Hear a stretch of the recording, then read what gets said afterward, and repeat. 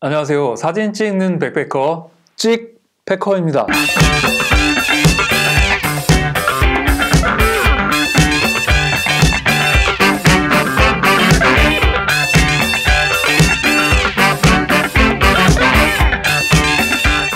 제가 선촬영하고 운탄고도 갔다 와서 그 별사진 타임랩스 찍은 영상을 올렸었는데 많은 분들이 질문을 해주셨어요. 제일 많이 질문해 주신 거는 입고 있는 바지가 뭔지, 이제 그게 1등이었고요.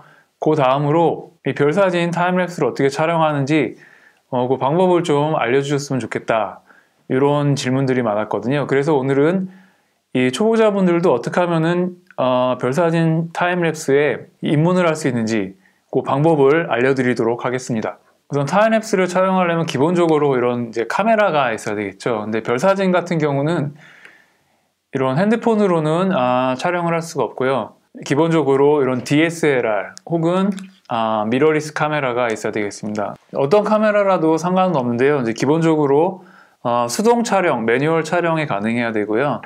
그리고 카메라 자체 내에 인터벌 촬영을 할 수 있는 그러한 기능이 있거나, 아니면은 그러한 기능이 없다면은 이런 유선 릴리즈, 인터벌 촬영이 가능하게 해주는 유선 릴리즈 리모컨을 연결을 할 수 있어야 됩니다. 그리고 아무래도 이런 감도를 좀 ISO를 높여서 촬영하다 보니까 노이즈가 많이 생길 수 있어요. 그래서 이러한 풀프레임 센서 카메라를 사용한다면은 그거에 조금 도움이 좀 되는 게 사실이고요.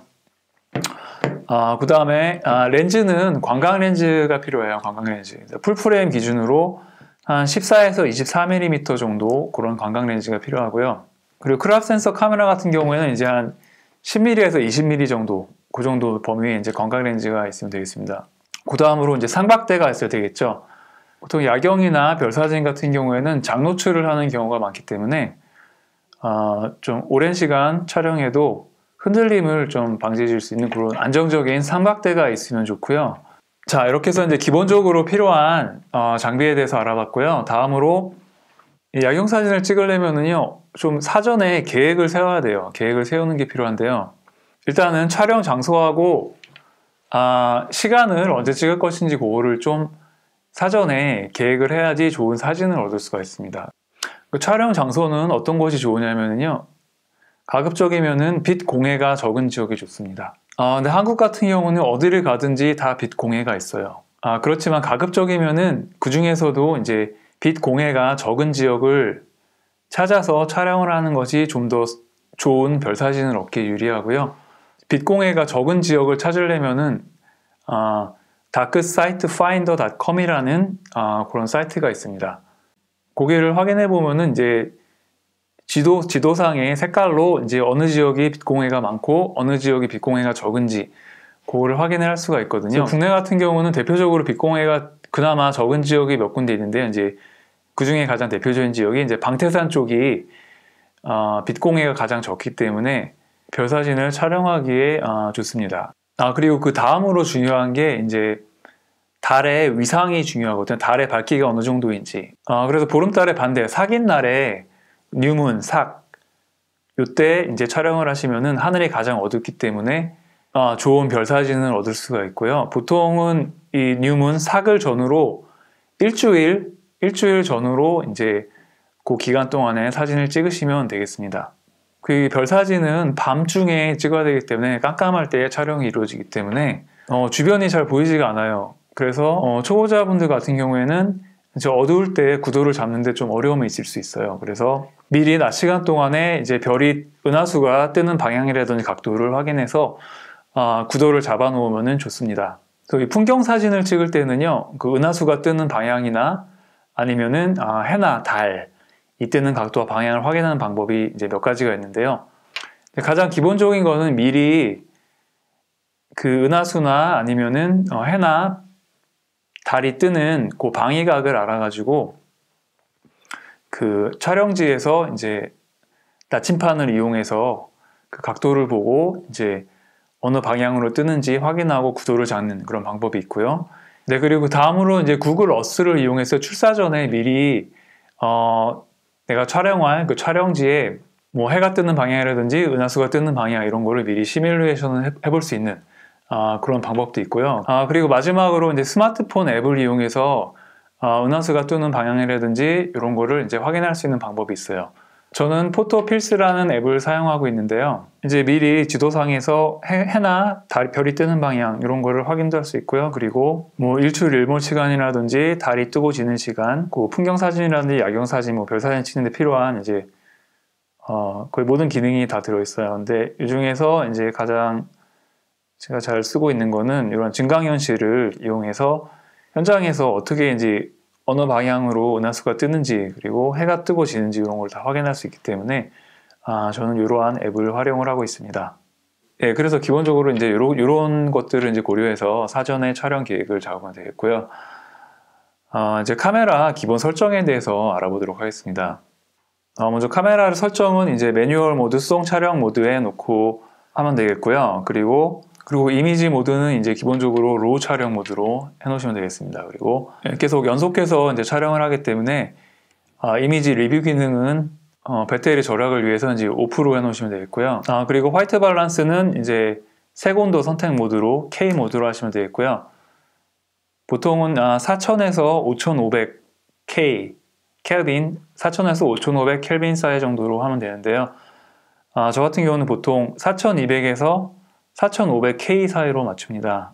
이 화이트 밸런스 같은 경우는 제가 로우 촬영으로 하기 때문에 기본적으로 나중에 후보정에서 다 수정을 할 수가 있거든요. 그렇기 때문에 가장 중요한 거는 화이트 밸런스를 오토로만 안 해놓으면 돼요. 오토로 맞추지 않는 게 중요합니다. 그 측강 모드는 평가 측강으로 해주시면 되겠고요. 이제 니콘 같은 경우는 매트리스 측강 모드로 해주시면 되겠습니다. 다음으로 이제 노이즈 제거 기능, 노이즈 리덕션, NR 기능은 전부 다 오프를 해주셔야 돼요. 그래서 롱 익스포저 NR을 꺼주시고요. 그리고 하이 ISO NR 기능도 오프를 해주시면 되겠습니다. 이 노이즈 NR 기능을 켜놓게 되면은요, 노이즈를 처리하는데 그 노출 시간만큼 그게 2배로 이제 시간에 렉이 걸리기 때문에 이런 기능은 이제 반드시 꺼주시는 게 중요하고요. 그 다음으로 렌즈 설정은 이제 렌즈는 매뉴얼 포커스, 수동 포커스 모드에 맞춰주고요. 그리고 조리개 값, f-stop은 이 렌즈가 가진 가장 최소 값으로 설정해 주시면 되겠습니다. 저 같은 경우는 이제 1635 렌즈를 사용하는데요. 이제 f2.8로 맞춰놓고 있습니다. 그리고 이제 메모리 카드도 포맷해서 새 걸로 넣어주고요. 그리고 배터리도 이제 완충된 새 배터리로 넣어주면 되겠고요. 네, 이렇게 이제 기본적인 설정을 했으면 이제 본격적으로 촬영을 시작하면 되는데 가장 먼저 이제 포커스를 맞춰줍니다. 포커스를 맞출 때는 카메라 뒤편에 이제 LCD 스크린을 이용해서 라이브 뷰 모드에서 초점을 맞춰주고요. 이 라이브 뷰 모드에서 이제 프레임 안에 화면에서 가장 밝게 빛나고 있는 별을 찾아서 이제 돋보기를 확대를 해준 다음에 이 초점 링을 돌려서 이제 그 별에다가 초점을 맞춰주게 되면은 이제 그게 초점이 맞은 거거든요. 그래서 그렇게 맞춰주면은 그게 이제 초점거리 무한대 인피니티 포커스가 될 겁니다. 그렇기 때문에 그 별과 이 카메라 사이에 있는 모든 물체에 이제 포커스가 다 맞게 되는 거죠. 그래서 그렇게 이제 초점을 맞춰주시면 되고요. 처음 해보시는 초보자분들 같은 경우에는 좀 어려움이 있을 수가 있어요. 그래서 그런 경우에는 이제 밝은 낮 시간 동안에 포커스로 이제 맞춰주시면 되는데 그거는 어떻게 하냐면은요. 이제 낮에 밝을 때 미리 이제 그 별이 뜨는 방향을 확인해서 구도를 잡아놓고요. 삼각대에 설치를 해놓고 그 상태에서 가장 멀리 있는 곳, 그러니까 뭐 예를 들면 이게 지평선 같은 곳에다가 포커스를 맞춰놓으면 이제 그게 초점거리 무한대가 되는 겁니다. 그래서 그런 식으로 이제 어두울 때 초점 맞추는 거 어려움을 느끼시는 분들은 이제 그렇게 초점을 포커스를 맞추면 되겠습니다. 그 다음으로 이제 셔터 스피드, 노출 시간을 결정하면 되는데요. 노출 시간 같은 경우에는 500 룰, 500의 법칙이라는 게 있어요. 내가 사용하고 있는 렌즈의 초점거리, 포컬 랭스로 500을 나누면은 이제 그게 그 설정할 수 있는 최대치의 그 노출 시간, 즉 셔터 스피드가 되는 겁니다. 그 별 사진을 찍으면은 이제 별이 가만히 있는 게 아니고 눈에 보이지는 않지만은 아주 천천히 움직이고 있기 때문에 셔터 스피드를 너무 오랫동안 노출 시간을 하게 되면은 이제 별의 궤적이 이렇게 움직이는 궤적이 촬영되는 이제 그런 현상이 생기거든요. 그렇기 때문에 이제 그런 것을 방지하기 위해서 이제 이 500 룰이라는 이런 법칙을 사용하고요. 그래서 예를 들어 보면 이제 만약에 16mm 렌즈로 내가 촬영을 한다 하면은요. 그래서 예를 들어 보면 이제 16mm 렌즈로 촬영한다고 하면은 500을 16으로 나누면은 31.25가 나오기 때문에 최대 30초 정도까지는 내가 셔터 스피드를 촬영을 해도 별의 궤적이 없이 깨끗한 별의 이미지를 얻을 수가 있습니다. 네, 그래서 이제 이렇게 해가지고 이제 f-stop하고 렌즈에 초점도 맞췄고 이제 노출 시간도 결정했으니까 다음으로 ISO로 최종 노출을 결정하면 되는데요.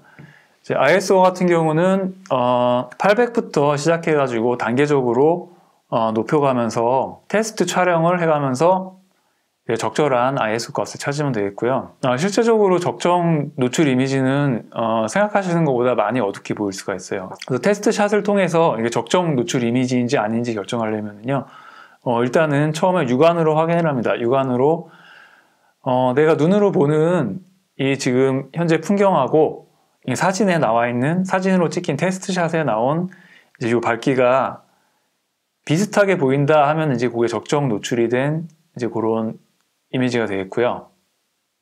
그리고 그 다음으로는 이 카메라의 그 히스토그램 기능을 이용해서 히스토그램을 확인하면은 이게 적정 노출로 촬영된 것인지 그거를 이제 참고해서 판단할 수가 있거든요.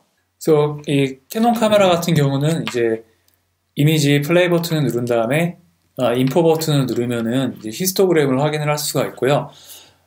히스토그램이 한 대략 이런 모양으로 나와 있다 하면은 이제 그게 적정 노출이 됐구나 그 판단을 할 수가 있겠고요.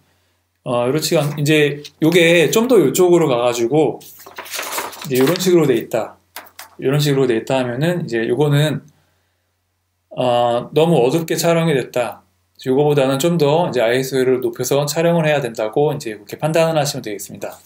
그래서 히스토그램은 이제 이런 비슷한 모양이 나올 수 있도록 ISO를 이제 값을 조정해서 촬영을 하면 되겠습니다. 네, 이렇게 해서 ISO까지 이제 결정이 됐으면 이제 바로 촬영을 시작을 하면 되는데요. 내가 인터벌을 몇 초로 할 것인지, 인터벌 간격을 얼마나 줄 것인지, 그리고 촬영 시간은 얼마나 할 것인지를 결정을 해야 됩니다. 그 전에. 그래서 이제 적정한 인터벌 시간은 어떻게 계산을 하냐면요, 노출 시간에다가 이제 카메라에서 이미지를 처리할 수 있는 그러한 버퍼링 시간을 더해주면은 이제 그게 인터벌 시간이 되는데요. 보통은 노출 시간, 즉 셔터 스피드의 한 60%에서 80% 정도를 더해줍니다. 예를 들자면 이제 노출 시간이 셔터 스피드가 30초라 하면은 18초에서 24초 정도를 이제 30초에 더해가지고 약 한 48초에서 1분 정도 이렇게 인터벌 시간을 정해주면 되고요. 이런 이제 버퍼링 시간 같은 경우는 카메라의 그 CPU 처리 속도나 아니면은 메모리 카드 속도에도 좀 영향을 받기 때문에 촬영 전에 한번 미리 테스트를 해가지고 내 카메라가 버퍼링 시간이 얼마나 필요한가 이런 것을 한번 확인해 보는 게 좋을 것 같아요. 그리고 그 다음으로 이제 촬영 시간을 얼마나 할 것이나, 즉 이제 사진을 몇 장이나 촬영할 것인가 이거를 이제 결정을 해주면 되는데요.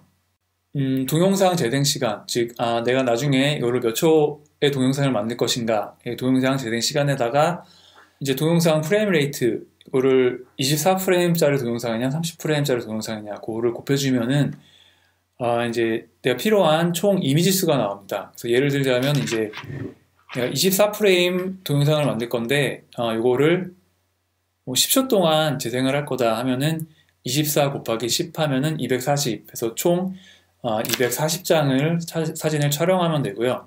그리고 내가 촬영 시간을 얼마나 촬영할 것인가를 계산하기 위해서는 그 인터벌, 촬영 인터벌 간격에다가 이제 총 프레임 수를 곱한 다음에 그거를 60초로 나누면 내가 몇 분 동안 촬영을 해야 되는지 그게 계산이 나오거든요. 그래서 예를 들자면 내가 이제 인터벌을 30초로 촬영을 하는데 총 240장을 촬영한다 하면은 이제 30초에다가 240장을 곱해서 그걸 60초로 나누면은 120분, 총 2시간 동안 촬영을 하면은 이제 10초간의 타임랩스 영상을 이제 얻을 수 있다, 이런 결론이 나오고요. 이런 공식을 활용해서 계산을 하면 되는데, 사실 실제적으로 이런 것을 계산을 하기에는 조금 머리가 복잡하기 때문에 제가 앞에 말씀드린 포토필스 같은 그런 거라든지 아니면 타임랩스 이런 계산을 할 수 있는 이제 앱들이 스마트폰으로 다운을 받을 수가 있어요. 그래서 그걸 설치해가지고 이제 계산을 하게 되면은 좀 더 편리하게 결정을 하실 수 있을 것 같아요. 네, 그래서 이제 이렇게 해가지고 이제 기본적으로 필요한 장비하고 세팅하고 이제 촬영 방법까지 다 알아봤고요. 이제 제가 실제로 이제 선자량에서 촬영했던 그 원본 사진들을 가지고 라이트룸과 LR 타임랩스라는 그러한 프로그램을 이용해서 어떻게 후보 조정을 하고 편집을 하는지 그것을 이제 컴퓨터로 보여드리도록 하겠습니다.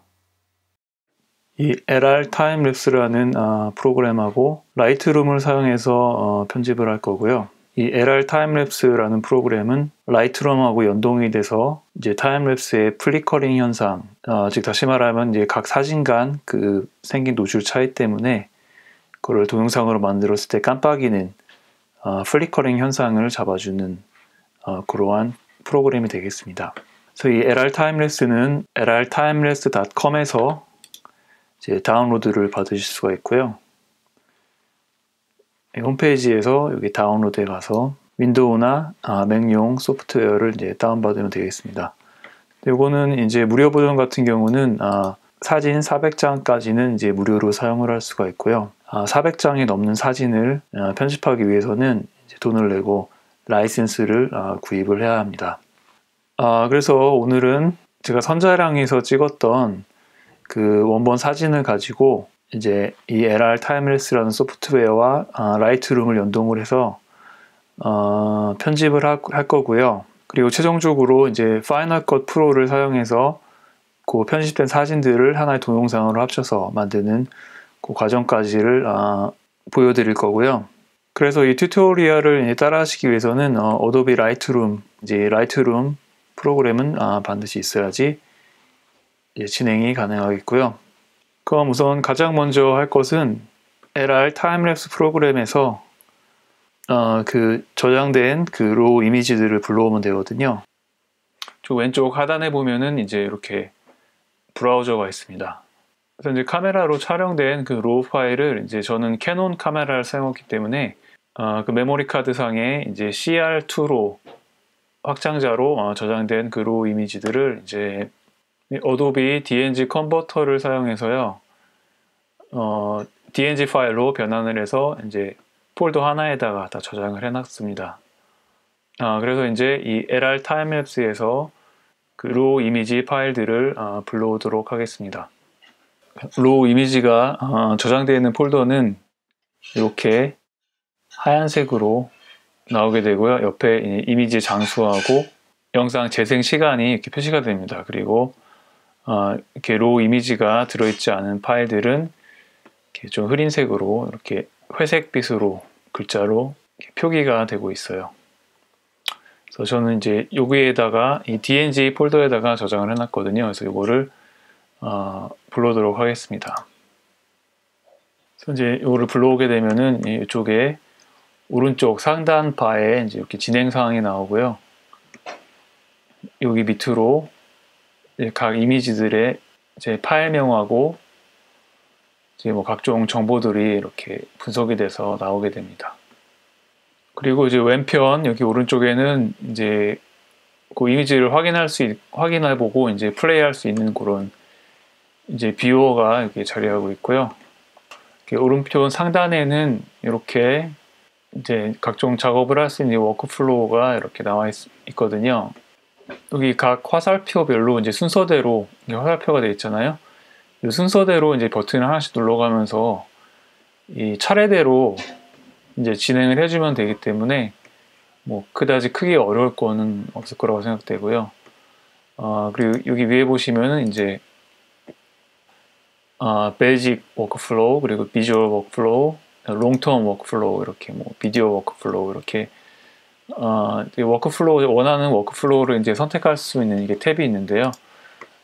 저는 비주얼 워크플로우로 이제 작업을 해보도록 하겠습니다. 그래서 이제 이미지가 다 불러주고 온 것 같고요. 다 로딩이 됐고요. 이제 여기 보시면은 이제 이러한 그래프는 이제 각 사진들의 이제 노출 차이를 알려주는 거고요. 이제 이거 보정되지 않은 원본 이미지거든요. 이걸 한번 플레이를 해보겠습니다.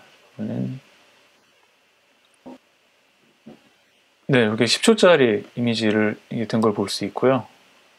그리고 사진에 보시면은 이제 이쪽에 북두칠성하고 은하수가 이제 이쪽으로 자리한 걸 볼 수가 있거든요. 은하수는 잘 보이진 않는데 이쪽에 이제 북극성하고 북두칠성이 있는 걸로 보아서 이제 이쪽이 은하수인 걸로 생각이 되는데, 제가 사전 계획을 제대로 하지 않고 이제 대충 찍었기 때문에 이제 은하수가 이쪽 오른쪽 편에 이제 살짝 보이거든요. 근데 이렇기 때문에 이제 그 사전 계획이 중요한 겁니다. 그래서 만약에 사전 계획을 했다면은 이제 은하수가 화면 이제 중심부 쪽으로 이렇게 지나가는 사진을 이제 시간에 맞춰서 찍을 수 있었을 텐데, 이제 저는 사전에 계획을 안 하고 대충 찍었기 때문에 조금 아쉬움이 남는 이제 그런 촬영이 되었습니다. 그래서 일단 가장 처음에 보면 여기 키프레임 위자드라고 있거든요. 그래서 요거를 이제 가장 먼저 눌러주면 됩니다. 눌러주겠습니다. 눌러주면은 이렇게 이제 키프레임이 생겼고요. 여기서 이제 키프레임을 이제 적절히 원하는 개수를 이제 0개부터 20개까지 사이에서 정해주면 되는데요. 여기 비주얼 럼이라고 되어 있죠. 만약에 이게 노출 차이가 발생하게 되면은 여기에 표시가 되는데, 지금 요거 같은 경우는 이제 큰 노출 차이가 없이 쭉 갔기 때문에 뭐 키프레임이 이렇게 많이 필요 없을 것 같아요. 그래서 일단은 한 2개만, 처음하고 끝에 2개만 키프레임을 잡아서 작업을 해주도록 하겠습니다. 그래서 이렇게 이거를 이렇게 움직여서 이제 2개로 이게 표시가 생기죠. 이게 움직이니까 이렇게 하면은 이제 키프레임이 이렇게 생겨나는 게 확인을 할 수가 있고요. 이제 큰 노출 차이가 없기 때문에 키프레임 2개만 하겠습니다. 2개만 하고 1개, 2개, 여기 하나, 2개 생겼죠. 이렇게 하고 이제 여기 세이브 버튼을 눌러줍니다. 세이브 버튼. 세이브 버튼을 눌러주면은 이제 이게 쭉 세이브가 되고요. 네, 이제 녹색 바가 다, 파란색 바가 다 이제 세이브가 돼서 없어지면은 이제 이거를 이 버튼을 그대로 끌어다가 이제 그대로 끌어다가 이제 라이트룸으로 가져가면 됩니다. 라이트룸으로 가져가면 되고요.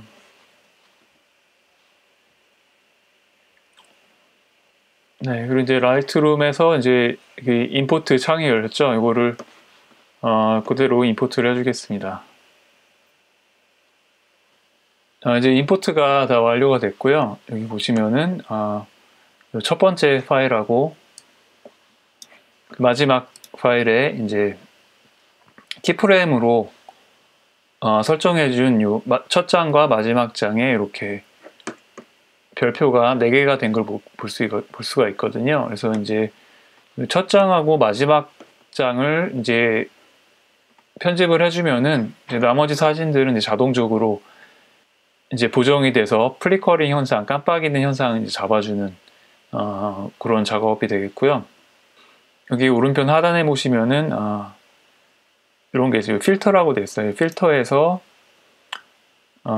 여기 LRT4 키프레임스라고 되어 있죠. 이제 요거를 눌러줍니다. 요거를 눌러주면은 이제 키프레임으로 설정된 이제 첫 장하고 마지막 요 사진만 이렇게 나오게 되겠고요. 이제 이 두 사진을 편집을 해주면 되겠습니다.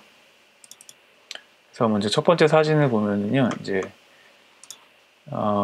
제가 기존에 작업했던 내용이 그대로 이제 적용이 되어 있기 때문에 이제 이거를 리셋을 시켜줘서 리셋을 시켜서 이제 원본 파일로 만들고 마지막 장도 리셋을 시켜주고 이제 편집을 진행하도록 하겠습니다. 이게 제가 선촬영에서 찍었던 그 타임랩스 사진의 이제 원본이고요. 이게 왼쪽에 사진 촬영 정보를 한번 볼까요? 일단 밖에 바람이 또 많이 불고 촬영할 때 추웠기 때문에 일단 좀 빠른 시간에 촬영을 마치기 위해서 ISO를 좀 6400까지 좀 높여주고요. 대신에 이제 셔터 스피드를 좀 짧게 해서 촬영을 했습니다. 그래서 보시면은 아무래도 확대해 보면은 주변부라든가 이렇게 좀 노이즈가 많이 생긴 거를 볼 수가 있어요. 그래서 이제 렌즈는 16mm 초점거리 16mm에서 촬영을 했고요. 조리개는 2.8, 셔터 스피드 2.5에서 한 5초 간격으로 인터벌 5초로 했던 것 같아요. 5초로 해서 300장을 총 찍었거나 300장 하면 1500초니까 1500초를 60으로 나누면은 예, 총 촬영 시간은 25분 정도 소요됐네요. 그래서 밖에 날씨도 춥고 바람도 많이 불었기 때문에 이렇게 ISO를 높이고 이제 셔터 스피드를 좀 빠르게 해가지고 빠른 시간 안에 이제 촬영을 마친 그런 케이스가 되겠고요. 이쪽에 보시면 이제 이런 게 이제 바로 빛공해입니다. 빛공해. 이쪽이 아마 평창 시내 쪽, 평창 스키장 있고 아마 그쪽이었던 것 같아요. 그래서 이쪽에 빛공해가 있었던 걸 볼 수가 있고요. 그리고 이쪽 가운데 쪽도 이제 보시면 하단 쪽으로 이렇게 밝게 빛공해가 생긴 거를 볼 수 있는데요. 아마 이쪽이 강릉 시내 쪽이었을 겁니다. 그래서 이렇게 전체적으로 빛공해가 있는 거를 볼 수가 있습니다. 그래서 일단 가장 먼저 이제 기본적인 설정을 해줄 거고요.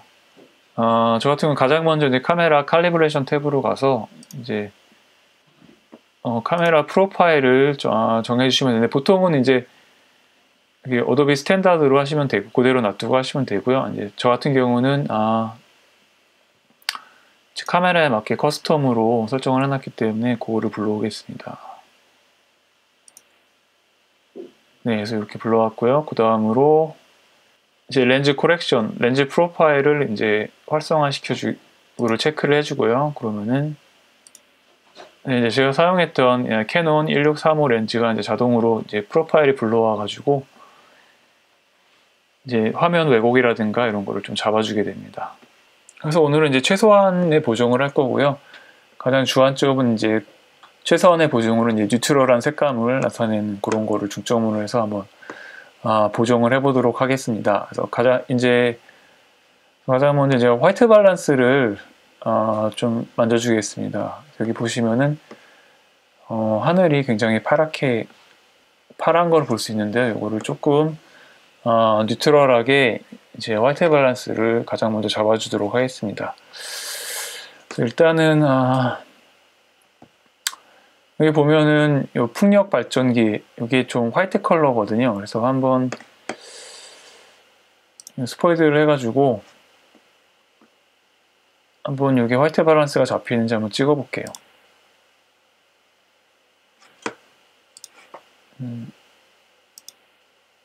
네, 그래서 조금 잡히신 것 같은데 그렇게 마음에 썩 들진 않거든요. 그래서 일단은 이거를 오토로 해보겠습니다. 오토로 맞춰주고 네, 오토로 맞추니까 이제 하늘 부분이 조금 뉴트럴하게 바뀐 것 같네요. 그래서 이 상태에서 이제 세츄레이션을 최대치로 올려주겠습니다. 이 세츄레이션을 100까지 최대로 올린 상태에서 이 하늘하고 이 풍차의 기둥이 너무 파랗지도 않고 노랗지도 않고 딱 중립이 되도록 이렇게 수동으로 이제 화이트 밸런스를 맞춰주도록 하겠습니다. 네, 근데 최대한 이렇게 맞춰준 것 같고요. 한번 내려볼까요? 내려보면은 네, 이렇게 잘 맞은 것 같네요. 잘 맞은 것 같고 이 상태에서 약간만 파란 쪽으로 좀 재밌는 이미지를 만들기 위해서 약간 하늘이 푸른색으로 나올 수 있도록 약간만 조정을 해주겠습니다. 이렇게 해주고요. 그 다음에 이제 이 부분을 만져줄 건데요. 일단은 별이 좀 더 초롱초롱하게 보이게 하기 위해서 하이라이트 부분을 최대로 해주겠습니다. 최대로 해주면은 이제 별이 더 빛나는 걸 볼 수 있죠. 그리고 하늘이 좀 더 어두워져서 이제 별이 좀 더 빛나 보일 수 있도록 섀도우는 좀 내려주고요. 그리고 화이트도 좀 더 올려주고요. 네, 이렇게 화이트를 올려주면은 또 역시 또 별이 좀 더 빛나는 걸 볼 수 있고요. 블랙도 좀 더 내려주도록 하겠습니다. 그 히스테리움을 보면서 너무 언더 익스포즈가 되지 않도록 이렇게 좀 내려주고요. 그 다음에 익스포저를 좀 올려줄게요. 해주고, 예, 이 정도면 된 것 같은데, 보시면은,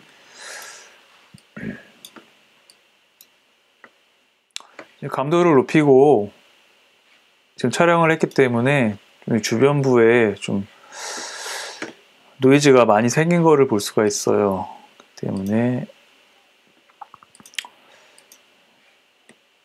이런 걸 좀 정리를 하기 위해서, 익스포저를 좀 더 낮춰주겠습니다. 비니에팅으로 좀 주변부를 어둡게 해가지고 이런 거를 조금 잡아주도록 하겠습니다. 패더를 조금 주고요.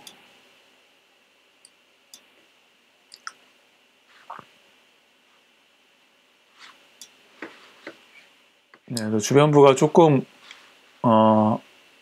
어두워지는 대신에 노이즈는 조금 잘 안 보이는 걸 전보다 잘 안 보이게 된 걸 볼 수 있고요. 한번 비교를 해볼까요? 네, 이런 식으로 이렇게 됐고요. 그 다음에 이제 샤프닝을 조금, 왜냐면은 제가 카메라 자체에 샤픈을 전부 다 0으로 해놓고 찍었기 때문에 샤픈을 조금 올려주겠습니다. 그래서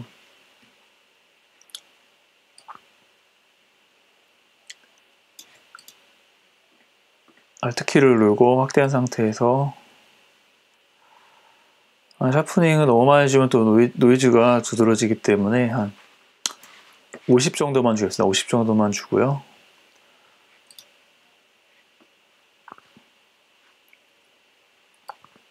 그 다음에 마스킹으로 Alt키를 누른 상태에서 이걸 조절해 주면은 이제 이렇게 모서리 부분에만 이제 샤픈을 주는 이렇게 마스킹을 하겠습니다. 해놨고요. 그 다음에 노이즈 리덕션, 노이즈 제거를 할 거고요. 카메라 자체 내에 노이즈 리덕션 기능을 끄고 촬영을 한 데다가 또 ISO도 6400 정도로 이제 꽤 높게 올렸기 때문에 이렇게 노이즈가 많이 생긴 거를 볼 수가 있거든요. 이거를 이제 1대1 상태로 1대1로 확대를 한 상태에서 노이즈를 좀 잡아주도록 하겠습니다. 그래서 일단은 루미넌스 노이즈를 레버를 조절해서 이 확대된 화면을 보면서 이렇게 하면 되고요. 이제 35로 하니까 노이즈가 좀 적어진 것 같네요. 이제 그래서 전체 화면에서 보면서 이미지가 너무 뭉개지지 않았는지 확인을 해보도록 하겠습니다. 그래서 이 정도면 이미지가 너무 뭉개지지도 않으면서 적당한 것 같아요. 그래서 만약에 이거를 너무 심하게 노이즈 리덕션을 주게 되면은 이렇게 너무 많이 주게 되면은 지금 스크린이 작아서 잘 보이실지 모르겠는데 조금 이미지가 부자연스럽게 보일 수가 있거든요. 그래서 50 정도 50보다는 한 40 정도 40 정도 주면 될 것 같고요. 그 다음에 한번 컬러 노이즈가 없는지 한번 확인을 해보도록 하겠습니다. 그래서 네, 이런 부분에 보면 약간 이렇게 붉은색 자주색 빛으로 이렇게 경계 부분이 약간 이렇게 컬러 노이즈가 생긴 걸 볼 수 있거든요. 이런 거를 이제 컬러 노이즈를 조절해서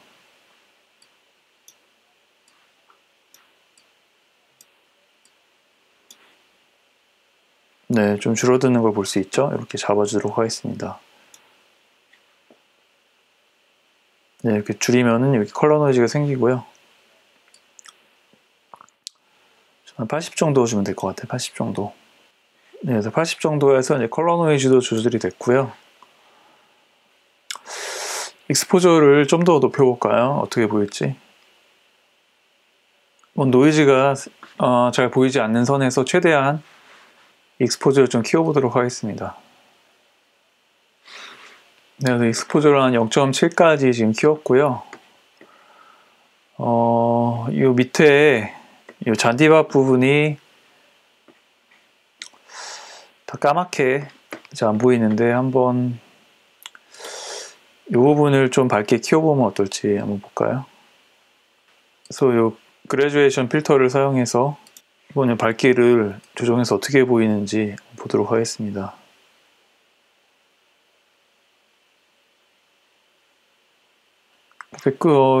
이게 완전 까만 것보다 약간 잔디가 보이니까 좀 더 사진이 재밌는 흥미로운 것 같은데 뭐 노이즈가 없을지 한번 확대해서 볼까요?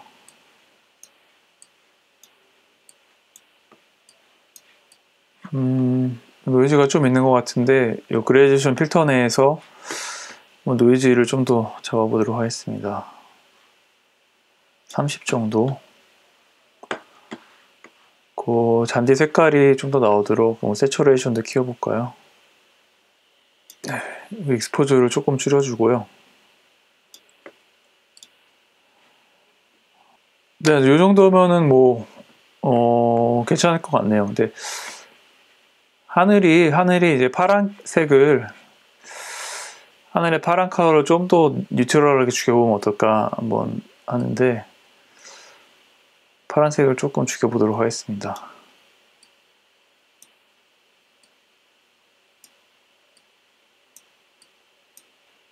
네, 이게 좀 더 나은 것 같네요, 색깔이. 그래서 이 정도면 이제 보정은 된 것 같고요.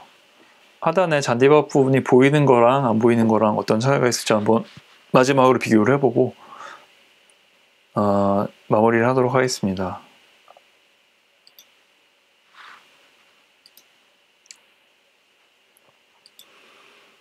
예, 제가 보기에는 아무래도 이 부분은 그냥 블랙으로 남겨놓는 게 좀 더 자연스러운 것 같거든요. 그래서 이거는 이제 지워버리고요. 예, 보정은 이 정도로 마치도록 하겠습니다. 마치고 이 상태에서 이제 이거를 마지막 이미지를 같이 선택한 다음에 세팅으로 가서 싱크 세팅스를 하겠습니다. 싱크를 시켜주겠습니다. 모든 보정사항이 다 동일하게 적용되도록 이렇게 적용을 해주고요. 마지막 이미지도 똑같이 됐죠? 네, 이제 이렇게까지 해줬으면은 이제 다시 라이브러리 탭으로 가신 다음에요. 메타데이터에서 세이브 메타데이터 to 파일을 해주면 됩니다. 해주면은 이제 여기 메타데이터에 이 보정된 수정사항이 저장이 되는 거거든요. 그래서 세이브 메타데이터 to 파일을 해주고 다시 LR 타임랩스로 가겠습니다. LR 타임랩스로 가면은요. 간 다음에 리로드를 눌러주면 이제 요 수정했던 사항이 파일에 적용이 되고요. 그 다음에 이제 순서대로 이 오토 트랜지션이라는 버튼을 눌러주겠습니다. 눌러주면은 이제 이런 게 이제 그래프가 생긴 걸 볼 수가 있죠. 이제 이 키프레임에 맞춰가지고 사진들이 전부 다 이제 변경사항이 다른 사진들에도 적용이 된 거고요. 여기서 이제 다시 한번 세이브를 해주고 이 화살표대로 그대로 따라가면 되기 때문에 뭐 크게 어려운 건 없을 거예요. 그 이제 세이브가 되면은 이제 비주얼 프리뷰 요 버튼을 또 순서대로 눌러줍니다. 네, 그러면 이제 여기 노란색 밑에 노란색 바가 이제 점점 초록색으로 점점 이제 변하면서 이제 핑크색 그래프가 생기는 걸 볼 수가 있거든요. 그래서 지금 변경된 사항들은 이제 다른 파일들에 전부 다 적용을 하면서 실제로 이 화면으로 이제 프리뷰를 해볼 수 있도록 로딩이 되는 중입니다. 이게 전부 다 녹색 바로 바뀔 때까지 한번 기다리도록 하겠습니다. 네, 이제 비주얼 프리뷰가 다 로딩이 됐고요. 노란색 바가 다 녹색으로 변한 걸 볼 수가 있습니다. 그래서 한번 플레이를 시켜보겠습니다. 네, 그래서 플레이를 시켜보면 이렇게 나오는 걸 볼 수가 있고요. 여기 분홍색 그래프를 보시면은 이렇게 약간씩 튀는 부분이 있는 걸 볼 수 있거든요. 바로 이런 부분들이 이제 플리커링이 생기는 그런 부분입니다. 그래서 이 비주얼 디플리커로 이런 걸 좀 잡아주도록 하겠습니다. 녹색 선으로 이제 이렇게 좀 매끈해진 거를 볼 수가 있죠. 그래서 이렇게 해주고 어플라이를 눌러주면 됩니다. 네, 그 다음에 이제 세이브만 눌러주면은 이제 다 완료가 된 거고요. 근데 여기 보시면 이제 다시 한번 이게 로딩이 되는 거를 볼 수가 있어요. 그래서 지금 이거 디플리커에서 적용한 이제 변경 사항들이 여기 다시 저장이 되는 거를 볼 수가 있습니다. 이게 다 저장이 될 때까지 이제 좀 더 기다려 보도록 하겠습니다. 네, 이렇게 로딩이 다 된 걸 볼 수가 있고요. 이제 다시 라이트룸으로 돌아갑니다.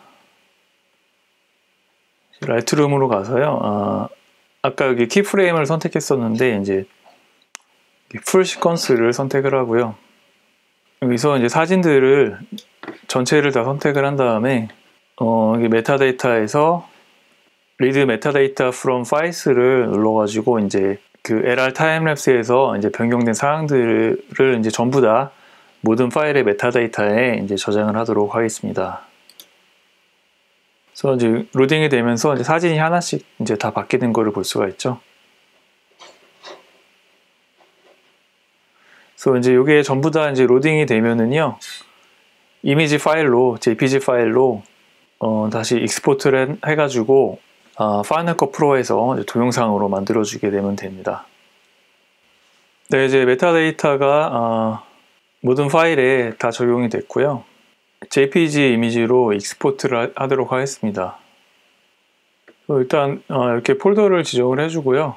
원본 사이즈로 익스포트를 하게 되면은 사이즈가 너무 크기 때문에 파이널 컷 프로에서 렉이 걸릴 수가 있거든요. 좀 속도가 느려질 수 있기 때문에 크기를 풀 HD의 2배 크기로 해주겠습니다. 이어서 1920의 2배 해가지고요. 3840의 1080의 2배에서 2016이 아니고 2160으로 해주고요. 레졸루션 240으로 해주겠습니다. 넣고 익스포트를 하겠습니다. 이렇게 익스포트를 하면 되고요. 이게 다 되면은 이제 파이널 컷에서 이 이미지 파일을 불러서 동영상으로 만들어 보도록 하겠습니다. 네, 이제 익스포트가 다 돼가지고 이미지들을 파이널 컷 프로로 불러와서 동영상으로 만들도록 하겠습니다. 먼저 이미지들을 임포트를 해줄 거고요. 네, 이제 이미지들을 전부 다 선택을 하고요. 컨트롤 D를 눌러서 모든 이미지 프레임 수를 1프레임으로 1을 누르고 엔터. 그래서 1프레임으로 만들어 준 다음에 타임라인으로 내려주겠습니다. 네. 그 다음에 이미지를 다 선택한 다음에 New Compound Clip, 컴파운드 클립으로 하나로 합쳐줄게요. 네, 그럼 이렇게 하나의 클립이 됐고요. 지금 이 타임라인 설정은 Full HD 1920, 1080에 24프레임으로 되어 있고요. 네, 지금 보시면은 사진이 총 300장 사용했는데요. 동영상 플레이 시간이 한 25초 나온 거 볼 수 있거든요. 정상적이라면은 지금 300장이니까 나누기 24하면 한 약 12초 정도 나와야 됩니다. 그래서 한 2배 정도 200% 빠르게 플레이를 해주겠습니다. 네, 그럼 정상적인 속도로 지금 플레이가 되고 있고요. 지금 양쪽에 지금 사진 촬영 규격하고 동영상하고 사이즈가 안 맞아서 지금 까만 화면이 보이기 때문에 그거를 스케일을 114, 119% 키워주고요. 네, 약간 포지션을 조정했습니다. 네, 이렇게 해서 이제 사이즈 조정까지 마쳤고요. 좀 심심하니까 배경음악 하나 깔아주고 이제 익스포트 하면은 마무리가 되겠네요.